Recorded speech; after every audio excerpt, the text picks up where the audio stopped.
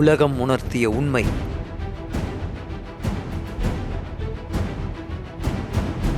சதுரடியில் மாறிய தலைவிதி.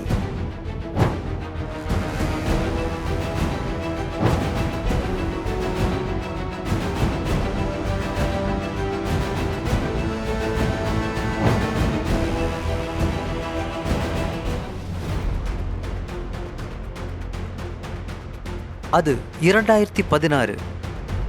பெட்டிக்கடை வச்சிருக்கிற அண்ணாச்சியும் மார்பிள் பிஸ்னஸ் பண்ற நண்பரும் கவர்மெண்ட் ஜாப்ல இருக்கிற நெய்பரும் ஆளுக்கு 1 லட்சம் கொடுத்து பொன்னேரியில ஆளுக்கு ஒரு நிலத்தை வாங்குறாங்க. அடுத்த 1 வருஷத்துல கவர்மெண்டோட டெவலப்மெண்ட்ல 3 லட்சமா விலை உயர்ந்த நிலத்தை மார்பிள் கம்பெனி ஓனர் தன்னோட பிஸ்னஸ்க்காக வித்துட்டாரு. அடுத்த 2 வருஷத்துல சரியா 2019 கவர்மெண்ட் ஜாப்